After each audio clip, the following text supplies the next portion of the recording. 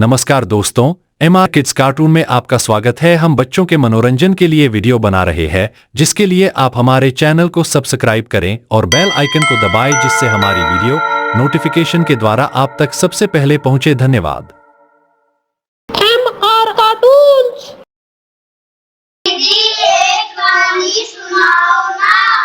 हाँ मेरे प्यारे बच्चों, आज मैं आपको एक और नई कहानी सुनाऊंगी। ये कहानी है पेड़ की सच्ची दोस्ती की।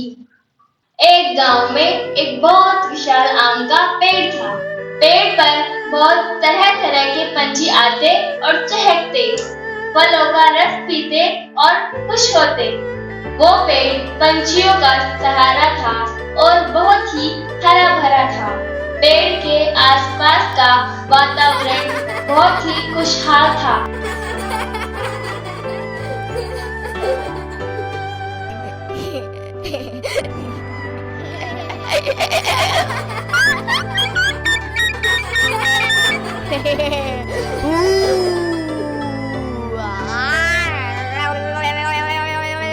एक दिन हवा के झोंके के साथ एक पतंग आई और पेड़ की शाखाओं के साथ लटक गई।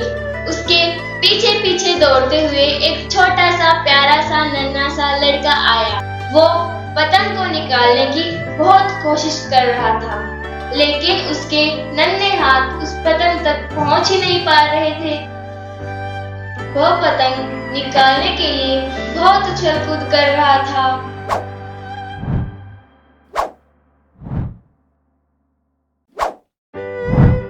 लेकिन पतंग तक उसके हाथ ही नहीं पहुंच पा रहे थे। वो निराश होकर नीचे देख रहा था। तभी पेड़ उसकी सारी हरकतें देखकर मन ही मन सोचता है, क्यों ना इस बच्चे की थोड़ी सी मदद कर दूं? ये पतंग नीचे कैसे आ गई? उस दिन के बाद उन दोनों में गहरी दोस्ती हो जाती है। उस दिन के बाद लड़का स्कूल छूटते ही पेड़ के साथ खेलने आता था।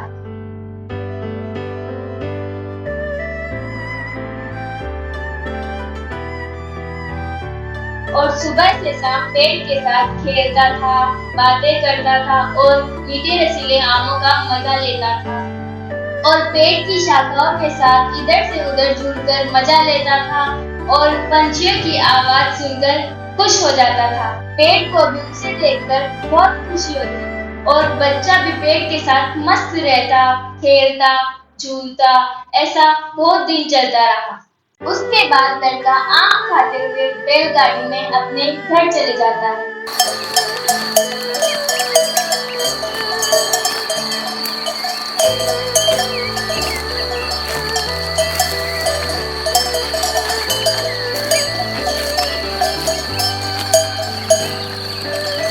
ऐसे ही बहुत साल बीत गए। लड़के ने पेड़ के पास आना बंद कर दिया, लेकिन पेड़ उसकी रोज राह देखता। इस बात से पेड़ बहुत उदास हो गया। एक दिन अचानक लड़का पेड़ के पास आ गया। अब लड़का थोड़ा बड़ा हो गया था। अरे वाह, देखो तो कौन आया। मेरा दोस्त आया। कितने दिन हो गए मेरे दोस्त, तुम खेलने नहीं आए। आओ खेलो, मेरे शापों पर झूलो, मेरे साथ बातें करो, बहुत मजा आएगा। अब मैं तुम्हारे साथ नहीं खेलना चाहता क्योंकि मैं अब बड़ा हो गया। अब मुझे खिलौना चाहिए। उसके लिए मेरे को पैसों की आवश्यकता है। उसके लिए मेरे पास पैसे नहीं है। मैं क्या करूं? मुझे समझ में ही नहीं आ रहा है। मैं तुम्हें मेरे सारे आम उजाड़ कर दे दूंगा। उन्हें लेकर बाजार में बेचकर सारे खिलौने खरीद लेना। हाँ, ये तो अच्छी बात है।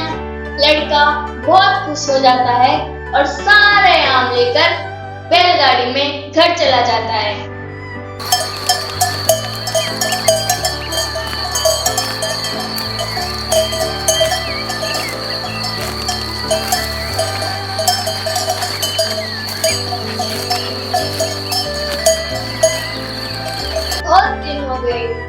लड़का नहीं आया है। इस वजह से पेड़ बहुत उदास होकर लड़के की राह देखता है।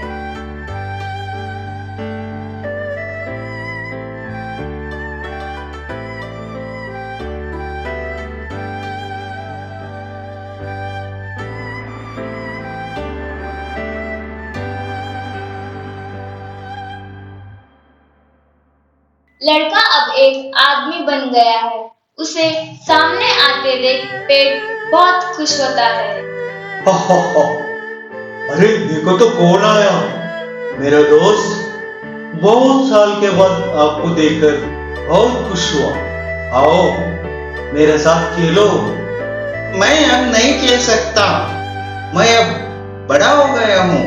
मेरा शादी हो गई है, मेरा बीवी है, बच्चे हैं, उनके लिए कुछ करना है और घर भी बनाना है। घर बनाने के लिए मुझे पैसे चाहिए। क्या करूं, कुछ समझ में नहीं आ रहा है। क्या आप मेरी मदद कर सकते हो? मैं घर तो नहीं दे सकता, लेकिन मेरे ये शाखाएं तोड़कर घर बना ले सकते हो। हाँ, ये तो बहुत अच्छी बात है। इससे मेरा घर बन जाएगा।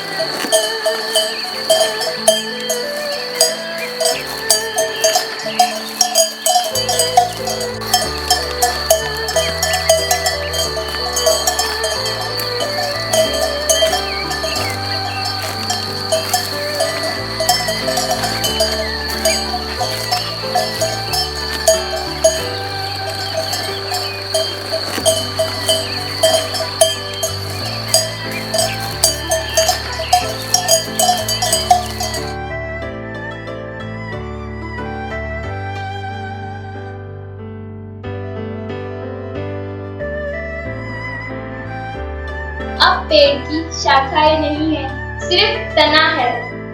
बहुत दिनों के बाद पेड़ फिर उदास होकर अपने दोस्त की राह देखने लगता है। कई बरस बीत जाते हैं और पेड़ भी अपने दोस्त से उम्मीद लगाए बैठता है कि वो आएगा और अपने जीवन के अनुभवों के बारे में बताएगा। गर्मी के दिन होते हैं और वह आदमी फिर से उस पेड़ के पास आता है। अब वह 50 साल का आदमी है। वह आदमी पेड़ के पास जाता है और पेड़ भी उसे देखकर बहुत खुश हो जाता है। हो हो। आओ देखो तो कौन आया, मेरे दोस्त। आओ, कैसा है? आपका परिवार सब कुशल है? अब बताओ आपके परिवार के बारे में। क्या बताऊं मेरे दोस्त, मैं बहुत दुखी हूँ। मेरे घर वाले ने मुझे छोड़ दिया है। मैं अपनी परिवार से बहुत दूर आ गया हूँ। इसीलिए मैं देश विदेश घूमना चाहता हूँ, लेकिन मेरे पास पैसे नहीं है। मैं क्या करूँ? क्या आप मुझे कुछ सहायता कर सकते हो? काश मैं तुम्हें पैसे दे पाता मेरे दोस्त, लेकिन मेरे पास तो एक पनाह ही बाकी है।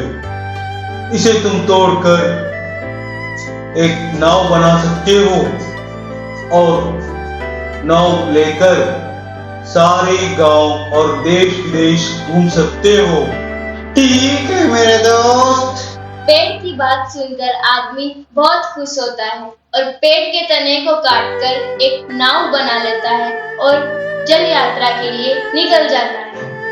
अब पेड़ की जड़ें ही बाकी है।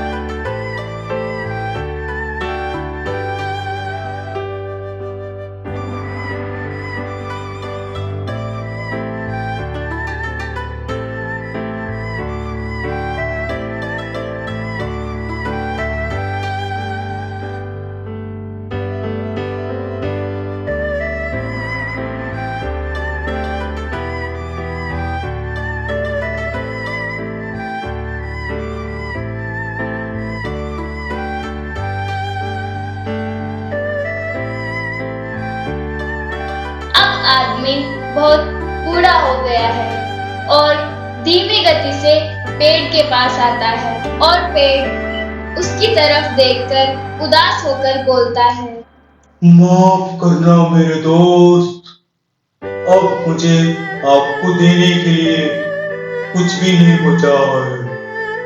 कोई बात नहीं मेरा दोस्त, अब मेरे पास वो शाखा भी नहीं है जिसके ऊपर आप बैठकर खेल सको, कूद सको। अब मेरे पास ये चिड़े ही बचे हैं। अब मुझे इसकी जरूरत नहीं है, मैं बस अब आराम करना चाहता हूँ। हा हा हा हा। आराम करने के लिए पुरानी चिड़ी की जगह बहुत अच्छी जगह है, आप यहाँ बैठकर आराम कर सकते हो। आओ बैठो मेरे दोस्त। बूढ़ा आदमी जड़ पर बैठ जाता है। दोनों की आंखों में आंसू और चेहरे पर मुस्कान होती है। दोनों एक दूसरे को देखकर मुस्कुराते हैं और अपने जीवन के अनुभवों के बारे में बातें करते हैं। मुझे आज भी याद है वो दिन दोस्त, जो पहले दिन आप मुझे मिलने आए थे। आम खाते थे, झूलते थे, खेलते थे और खुश हो जाते थे।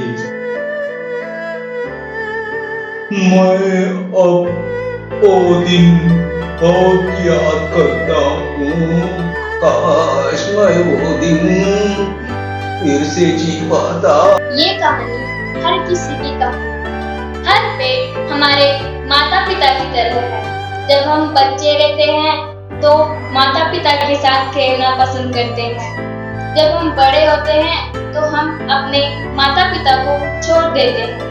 हम उनके पास तभी जाते हैं जब हमको उनकी जरूरत होती है या तो हमें कोई परेशानी होती है, लेकिन माँ बाप हमारे साथ हमेशा खड़े रहते हैं और वो हमें सब कुछ देते हैं जिनसे हमें खुशी मिलती है और वो अपने बच्चों के लिए अपना जीवन समर्पित करते हैं। उसी तरह पेड़ भी हमें सब कुछ देते हैं, लेकिन फिर भी इंसान अपने स्वार्थ के लिए पेड़ को काट देते हैं।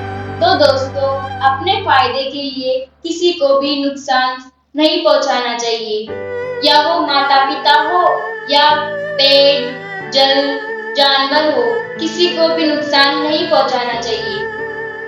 अच्छा बच्चों, कैसी लगी कहानी? हाँ दीदी, हमें बहुत अच्छी लगी कहानी। हमें पेड़ पौधों एवं वृक्ष को नहीं काटना चाहिए।